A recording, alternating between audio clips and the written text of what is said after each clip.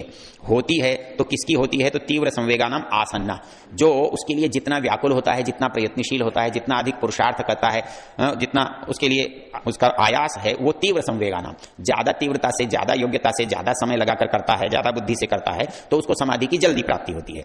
और मृदु मध्य अधिमात्रत्व ततोपि विशेष, और उसमें किसी का थोड़ा प्रयत्न है, किसी का उससे थोड़ा ज्यादा है, किसी का सबसे ज्यादा है। जो सबसे अधिक है उसे अधिमात्र कहते हैं, जो कम है, बीच में है, उसको मध्य कहते हैं, और जो बहुत मामूली है, थोड़ा थोड़ा बैठ लिए, कभी संध्या कर ली, कुछ कर लिया, तो ये मृदु है।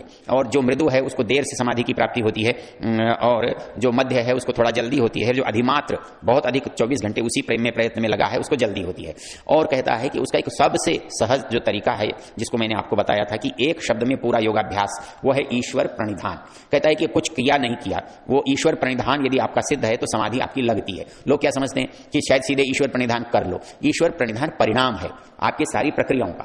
किसी को यदि ईश्वर प्रणिधान तत्काल सिद्ध हो जाए तो उसके संस्कार इतने अच्छे पहले से हैं कि उसको केवल ईश्वर प्रणिधान सिद्ध करने में समय नहीं लगता, इसलिए उसको ईश्वर प्रणिधान मात्र से समाधि लगती है।